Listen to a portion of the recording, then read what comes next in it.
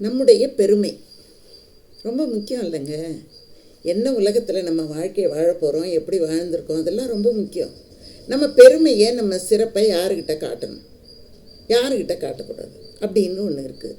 சிறப்பை முழுமையாக நம்மளால் வெளிப்படுத்த முடியுமா? அதாவது நம்முடைய திறமையும் ஆற்றலையும் முழுமையாக ஒருத்தருக்கு வெளிப்படுத்த முடியுமா, முடியாதா? அவங்க அதை உணர்வாங்களா, உணர மாட்டாங்களா? இதை பற்றி தான் இன்றைக்கி நாம் பார்க்க போகிறோம். இப்போது நான் உங்களுக்கு ஒரு கதை ஒன்று சொல்ல போகிறேன். என்ன கதைன்னா, பச்சோந்தி. நம்ம பச்சோந்தியை என்ன சொல்லுவோம்? துரோகம் பண்ணுறதுக்கு தானே சொல்லுவோம். சேர்ந்தா சேர்ந்த பக்கம் சேர்ந்துக்குவான், பச்சோந்தி பாய்மை அப்படின்னு சொல்கிறோம்ல. அது கிடையாது. பச்சோந்திக்குன்னு ஒரு தனி சிறப்பு இருக்குது. என்ன சிறப்பு தெரியுங்களா? அது எந்த இடத்துல இருந்தாலும் அதற்கு ஏற்ப தன்னுடைய நிறத்தை மாற்றிக்கொள்ளும் ஆற்றல் அந்த பச்சோந்திக்கு உண்டு. அது ஒரு நாள் என்ன பண்ணுது, அந்த பச்சோந்தியை பார்த்து காட்டில் எல்லா விலங்குகளும் ஆச்சரியப்படுது. இது யாருக்கும் அமையாத ஒரு பெரும் சிறப்பு உனக்கு இருக்குதுப்பா. நீ எங்கே பார்த்தாலும் எந்த இடத்துல இருந்தாலும் அதற்கு ஏற்ப உன்னுடைய நிறத்தை நீ மாற்றிக்கொள்கிறாய். இது எல்லாருக்கும் வாய்க்காது அப்படின்னு சொல்லிட்டு ரொம்ப எல்லா விலங்குகளும் பறவைகளும் அதை புகழுது. அப்போ ஒரு நாள் என்ன ஆச்சு, ஆந்தை இருக்குல்ல, எல்லாம் பாராட்டிட்டாங்க. இந்த ஆந்தை மட்டும் என்னை பாராட்டவே மாட்டேங்குது. என்னுடைய சிறப்பை பற்றி எவ்வளோ சொன்னாலும் இந்த ஆந்தை எனக்கு பாராட்டுறதே கிடையாது. நான் இன்றைக்கி ஆந்தையை பார்த்து என்னை பாராட்டுறதுக்கு மாதிரி நான் அதுக்கிட்ட நடந்துக்க போகிறேன் அப்படின்னு சொல்லிட்டு இந்த பச்சோந்தி என்ன பண்ணுச்சு, சாயங்காலமாக ஆந்தையை போய் பார்த்துட்டு சொல்லிச்சு, இந்த பாரு, நான் யார் தெரியுமா? பச்சோந்தி. நான் மண்ணில் இருந்தால் மண் நிறத்துக்கு இருப்பேன், கிளையில் இருந்தால் கிளை நிறத்துக்கு இருப்பேன், இலையில் இருந்தால் இலை நிறத்துக்கு இருப்பேன். நான் எந்த இடத்துல இருக்கிறேனோ அதற்கு ஏற்ப என்னை நான் மாற்றிக்கொள்வேன். அப்படி ஒரு சிறந்த குணம் எனக்கு இருக்குது அப்படின்னு ரொம்ப பிரமாதமாக பேசிச்சு.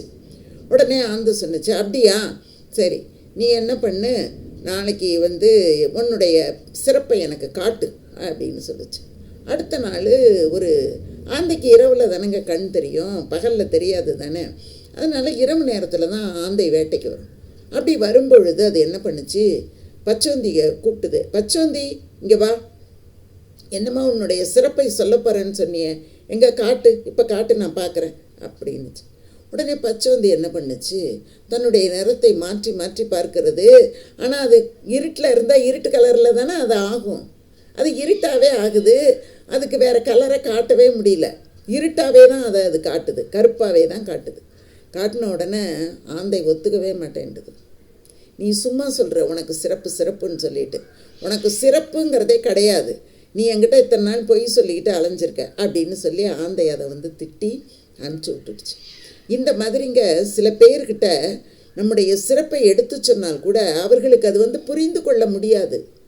அவங்கக்கிட்ட எல்லாம் போய் நம்ம எதையுமே சொல்ல முடியாது. அந்த மாதிரி மனிதர்கள்கிட்ட போய் நாம் வாதாடுவதனால ஒரு பயனுமே கிடையாது, அவங்களுக்கு புரியாது. இந்த மாதிரி புரியாத மனிதர்கள் நம்மை சுற்றி நிறைய பேர் இருக்காங்க. அவங்களுக்கெல்லாம் என்ன பண்ணாலும் புரியாது. சில பேர்கிட்ட தான் நம்முடைய சிறப்பையும் திறமையையும் காட்ட முடியும். நம்ம யார்கிட்ட காட்டுறோங்கிறத பொறுத்து தான் நாம் எந்த இடத்துக்கு வரப்போகிறோம் அப்படிங்கிறது நமக்கு தெரியும். இப்போ பாருங்களேன், இப்போ சாலை ஓரங்களில் நிறைய பேர் பாட்டு பாடிக்கிட்டு இருக்கிறத நம்ம பார்த்துருப்போம், நிறைய பேர் பார்த்துக்கிட்டு இருப்பாங்க. அந்த மாதிரி பார்த்துக்கிட்டு இருக்கிறவங்க என்ன பண்ணுவாங்க அப்படின்னா, அந்த இடம் இருக்கும் பார்த்திங்களா, அங்கே வேடிக்கை பார்க்கக்கூடியவர்கள்லாம் பொதுமக்கள் தான் பார்ப்பாங்க. பாடி முடித்த உடனே கொஞ்சம் காசு கொடுப்பாங்க அவங்களுக்கு, அவ்வளவுதான். இதே மனிதர்கள் இதே இசையை ஒரு சினிமா ஸ்டூடியோவில் போயோ இல்லை மிகப்பெரிய கலை அரங்கங்களில் போயோ பாடினாங்க அப்படின்னு வச்சுக்கோங்க, அவங்க எவ்வளோ பெருமைக்குரியவர்களாக மாறுகிறார்கள். இப்போ நம்ம கூட ஜீ தமிழில் சரிகமப்பா நிகழ்ச்சியை நான் பார்த்துக்கிட்டு இருக்கேன் தொடர்ந்து. அந்த சரிகமப்பா எனக்கு ரொம்ப பிடிக்கும். அதில் பார்த்திங்கன்னா எங்கெங்கேயோ பாடிக்கிட்டு இருந்தவங்க, அதுவும் முக்கியமாக ஒரு வயல்காட்டிலே பாடிக்கொண்டிருந்த ஒரு பையனை கூப்பிட்டுட்டு சரிகமப்பா மேடையில் பாட வச்சு அந்த பையனை மிகப்பெரிய ஒரு உன்னதமான இடத்துல கொண்டு கொடுத்தாங்க. அந்த பையனை கொண்டு நிறுத்தினாங்க அப்படின்னு சொன்னால், எந்த இடத்தில் நம்முடைய சிறப்பையும் திறமையையும் ஆற்றலையும் காட்ட வேண்டுமோ அந்த இடத்துல காட்டினால்தான் அது நமக்கு பெருமையை கொடுக்கும். இடம் தெரியாத இடத்தில் போய் நாம் நம்முடைய சிறப்பை காட்ட முற்படுவோமே ஆனால் நம்மளை யாரும் பார்க்கவும் மாட்டாங்க, நம்முடைய சிறப்பை யாரும் கொண்டாடவும் மாட்டாங்க. இப்போ சூரியன் இருக்குன்னு வச்சுக்கோங்களேன், இருட்டை கிழித்து கொண்டு வெளியில் வருது. அது என்ன தன்னை காட்டுறதுக்கா வருது? அதை காட்டுறதுக்கு வருதுன்னு எல்லாரும் என்ன அண்ணாந்து சூரியனை பார்த்துக்கிட்டா இருக்கோம்? ஆனால் அந்த சூரியன் வர்றதுனால தான், அந்த ஒளியால் தான் உலகத்தில் இருக்கிற எல்லாத்தையும் நம்மளால் பார்க்க முடியுது. ஆனால் உலகத்தில் இருக்கிற எல்லாத்தையும் நம்ம பார்க்குறோம், எல்லாத்தையும் காட்டுற சூரியனை நாம் பார்க்குறதில்ல. ஆனால் சூரியன் அதனுடைய சிறப்பை நமக்கு நிரூபிக்க வேண்டிய அவசியம் இல்லை என்ற நிலையில் அது இருக்குது. அதனால் அதால் பண்ண முடியுது. அதனால் நம்ம என்ன பண்ணணும் அப்படின்னா, நம்முடைய சிறப்பை எடுத்து சொல்லுபவர்கள், அறியக்கூடியவர்கள் இடத்துல நாம் போய் நம்முடைய சிறப்பை சொல்லணும். சரிங்களா?